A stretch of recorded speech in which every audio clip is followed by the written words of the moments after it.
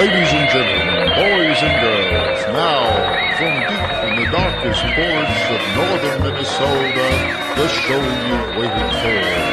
This is Grizzly's Growls. And I am honored to present our host, the man, the mystery, the legend. This is Grizzly.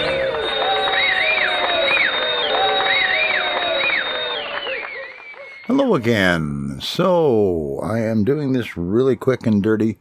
I'm going to re-podcast Eugenics in its entirety, and I thought it was rather well done in the first place, so I'm not really going to change anything.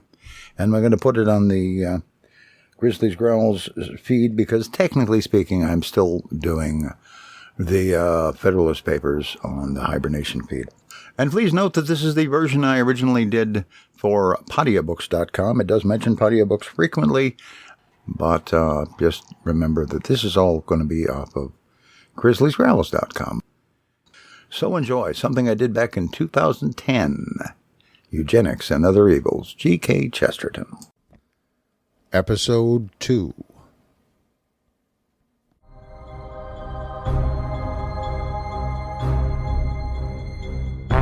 Eugenics and Other Evils by G.K. Chesterton. Read by David Grizzly Smith.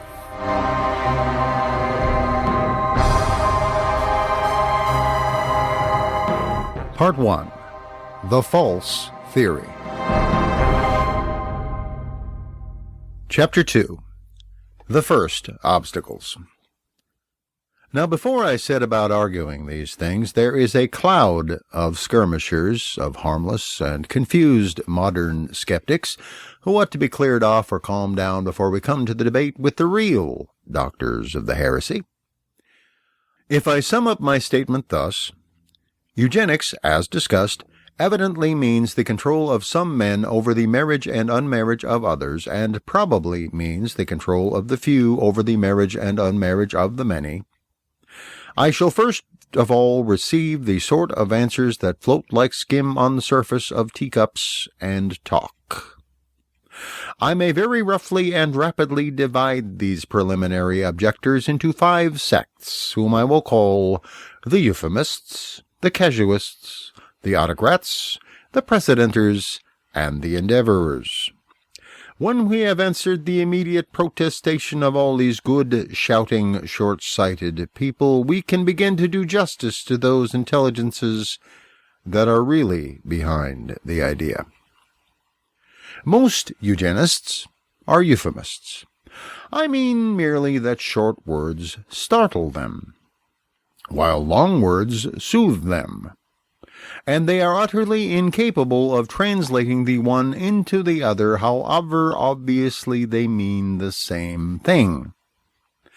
Say to them, the persuasive and even coercive powers of the citizen should enable him to make sure that the burden of longevity in the previous generation does not become disproportionate and intolerable, especially to the females. Say this to them, and they will sway slightly to and fro like babies sent to sleep in cradles. Say to them, murder your mother, and they sit up quite suddenly. Yet the two sentences, in cold logic, are exactly the same. Say to them, it is not improbable that a period may arrive when the narrow, if once useful, distinction between the anthropoid homo and the other animals, which has been modified on so many moral points, may be modified also even regard to the important question of the extension of human diets. Say this to them, and beauty born of murmuring sound will pass into their face. But say to them in a simple, manly, hearty way, let's eat a man. Their surprise is quite surprising. Yet the sentences say just the same thing. Now, if anyone thinks these 2 instances extravagant, I will refer to 2 actual cases from the eugenic discussions. When Sir Oliver Lodge spoke of the methods of the stud farm, many eugenists exclaimed against the crudity of the suggestion. Yet long before that, one of the ablest champions in the other interest had written, What nonsense this education is! Who could educate a racehorse or a greyhound? Which most certainly either means nothing or the human stud farm. Or again, when I spoke of people being married forcibly by the police, another distinguished eugenist almost achieved high spirits in his hearty assurance that no such thing had ever come into their heads. Yet a few days after, I saw a eugenist pronouncement to the effect that the state ought to extend its powers in this area. The state can only be that corporation which men permit to employ compulsion, and this area can only be the area of sexual selection. I mean somewhat more than an idle jest when I say that the policeman will generally be found in that area. But I willingly admit that the policeman who looks after weddings will be like the policeman who looks after wedding presents. He will be in plain clothes. I do not mean that a man in blue with a helmet will drag the bride and bridegroom to the altar. I do mean that nobody that man in blue is told to arrest will even dare to come near the church. Sir Oliver did not mean that men would be tied up in stables and scrubbed down by grooms. He meant that they would undergo a loss of liberty which to men is even more infamous. He meant that the only formula important to eugenists would be buy Smith out of Jones. Such a formula is one of the shortest in the world, and is certainly the shortest way with the euphemists. The next sect of superficial objectors is even more irritating. I have called them, for immediate purposes, the casuists. Suppose I say, I dislike this spread of cannibalism in the West End restaurants. Somebody is sure to say, well, after all, Queen Eleanor, when she sucked blood from her husband's arm, was a cannibal. What is one to say to such people?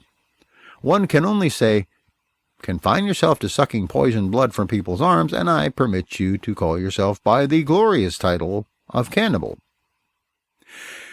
In this sense, people say of eugenics, after all, whenever we discourage a schoolboy from marrying a mad negress with a humpback, we are really eugenists. Again, one can only answer, confine yourself strictly to such schoolboys as are naturally attracted to humpback negresses, and you may exult in the title of eugenist all the more proudly because that distinction will be rare. But surely anyone's common sense must tell him that if eugenics dealt only with such extravagant cases, it would be called common sense, not eugenics. The human race has excluded such absurdities for unknown ages, and has never yet called it eugenics. You may call it flogging, when you hit a choking gentleman on the back. You may call it torture, when a man unfreezes his fingers at the fire. But if you talk like that a little longer, you will cease to live among living men. If nothing but this mad minimum of accident were involved, there would be no such thing as a eugenic Congress, and certainly no such thing as this book. I had thought of calling the next sort of superficial people the idealists, but I think this implies a humility towards impersonal good they hardly show. So I call them the autocrats. They are those who give us generally to understand that every modern reform will work all right, because they will be there to see. Where they will be, and for how long, they do not explain very clearly. I do not mind their looking forward to numberless lives in succession, for that is the shadow of a human or divine hope. But even a theosophist does not expect to be a vast number of people at once, and these people most certainly propose to be responsible for a whole movement after it has left their hands. Each man promises to be about 1,000 policemen. If you ask them how this or that will work, they will answer, oh, I would certainly insist on this, or I would never go so far as that, as if they could return to this earth and do what no ghost has ever done quite successfully, force men to forsake their sins. Of these, it is enough to say that they do not understand the nature of a law any more than the nature of a dog. If you let loose a law, it will do as a dog does. It will obey its own nature, not yours. Such sense as you have put into the law, or the dog, will be fulfilled. But you will not be able to fulfill a fragment of anything you have forgotten to put into it. Along with such idealists should go the strange people who seem to think that you can consecrate and purify any campaign forever by repeating the names of the abstract virtues that its better advocates had in mind. These people will say, so far from aiming at slavery, the eugenists are seeking true liberty, liberty from disease and degeneracy, etc. Or they will say, we can assure Mr. Chesterton that the eugenists have no intention of segregating the harmless. Justice and mercy are the very motto of, etc. To this kind of thing, perhaps the shortest answer is this. Many of those who speak thus are agnostic, or generally unsympathetic to official religion. I suppose one of them said, the Church of England is full of hypocrisy. What would he think of me if I answered, I assure you that hypocrisy is condemned by every form of Christianity, and is particularly repudiated in the prayer book? Suppose he said that the Church of Rome had been guilty of great cruelties. What would he think of me if I answered, the Church is expressly bound to meekness and charity, and therefore cannot be cruel? This kind of people need not detain us long. Then there are others whom I may call the precedenters, who flourish particularly in Parliament. They are best represented by the solemn official who said the other day he could not understand the clamor against the feeble-minded bill, as it only extended the principles of the old lunacy laws. To which again one can only answer, quite so, it only extends the principles of the lunacy laws to persons without a trace of lunacy. This lucid politician finds an old law, let us say, about keeping lepers in quarantine. He simply alters the word lepers to long-nosed people, and says blandly that the principle is the same. Perhaps the weakest of all are those helpless persons whom I have called the endeavorers. The prize specimen of them was another MP who defended the same bill as an honest attempt to deal with a great evil, as if one had a right to dragoon and enslave one's fellow citizens as a kind of chemical experiment, in a state of reverent agnosticism about what would come of it, but with this fatuous notion that one can deliberately establish the Inquisition or the Terror and then faintly trust the larger hope. I shall have to deal more seriously in a subsequent chapter. It is enough to say here that the best thing the honest endeavorer could do would be to make an honest attempt to know what he is doing, and not to do anything else until he has found out. Lastly, there is a class of controversialists so hopeless and futile that I have really failed to find a name for them. But whenever anyone attempts to argue rationally for or against any existent and recognizable thing, such as the eugenic class of legislation, there are always people who begin to chop hay about socialism and individualism and say, you object to all state interference, I am in favor of state interference, you are an individualist, I, on the other hand, etc. To which I can only answer with heartbroken patience that I am not an individualist, but a poor, fallen, but baptized journalist who is trying to write a book about eugenists, several of whom he has met, whereas he has never met an individualist, and is by no means certain he would recognize him if he did. In short, I do not deny, but strongly affirm, the right of the state to interfere to cure a great evil. I say that in this case it would interfere to create a great evil, and I am not going to be turned from the discussion of that direct issue to bottomless botherations about socialism and individualism, or the relative advantages of always turning to the right and always turning to the left. And, for the rest, there is undoubtedly an enormous mass of sensible, rather thoughtless people whose rooted sentiment it is that any deep change in our society must be in some way infinitely distant. They cannot believe that men in hats and coats like themselves can be preparing a revolution. All their Victorian philosophy has taught them that such transformations are always slow.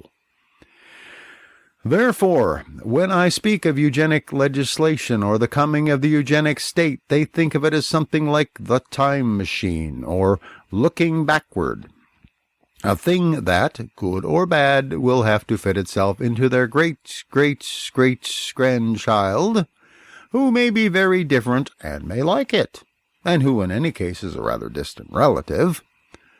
To all this, I have, to begin with, a very short and simple answer.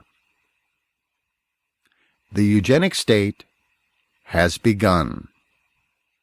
The first of the eugenic laws has already been adopted by the government of this country and passed with the applause of both parties through the dominant House of Parliament. This first eugenic law clears the ground and may be said to proclaim negative eugenics, but it cannot be defended, and nobody has attempted to defend it except on the eugenic theory. I will call it the feeble-minded bill, both for brevity and because the description is strictly accurate. It is quite simply and literally a bill for incarcerating as madmen those whom no doctor will consent to call mad. It is enough if some doctor or other may happen to call them weak-minded. Since there is scarcely any human being to whom this term has not been conversationally applied by his own friends and relatives on some occasion or other, unless his friends and relatives have been lamentably lacking in spirit, it can be clearly seen that this law, like the early Christian Church, to which, however, it presents points of dissimilarity, is a net drawing in of all kinds. It must not be supposed that we have a stricter definition incorporated in the bill. Indeed, the first definition of feeble-minded in the bill was much looser and vaguer than the phrase feeble-minded itself. It is a piece of yawning idiocy about persons who, though capable of earning their living under favorable circumstances, as if anyone could earn his living if circumstances were directly unfavorable to his doing so, are nevertheless incapable of managing their affairs with proper prudence, which is exactly what all the world and his wife are saying about their neighbors all over this planet. But as an incapacity for any kind of thought is now regarded as statesmanship, there is nothing so very novel about such slovenly drafting. What is novel, and what is vital, is this, that the defense of this crazy coercion act is a eugenic defense. It is not only openly said, it is eagerly urged that the aim of the measure is to prevent any person whom these propagandists do not happen to think intelligent from having any wife or children. Every tramp who is sulky, every laborer who is shy, every rustic who is eccentric, can quite easily be brought under such conditions as were designed for homicidal maniacs. That is the situation, and that is the point. England has forgotten the feudal state. It is in the last anarchy of the industrial state. There is much in Mr. Belloc's theory that it is approaching the servile state. It cannot at present get at the distributive state. It has almost certainly missed the socialist state. But we are already under the eugenist state, and nothing remains to us but rebellion.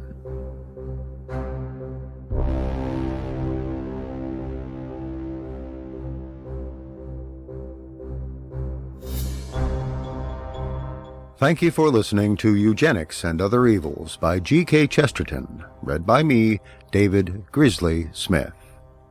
Theme music for the book is Showdown by Kevin MacLeod of Incompetech.com. This book is released under a Creative Commons Attribution Non-Commercial No Derivatives 3.0 license. That means please make copies, please share this book, but don't change it, don't sell it, and do tell people where you got it. If you like this book, leave a comment and a rating on podiobooks.com, or comment on grizzliesgrowls.com, or anywhere else you can. Blog about it, podcast about it, tweet about it, tell everyone. Thank you.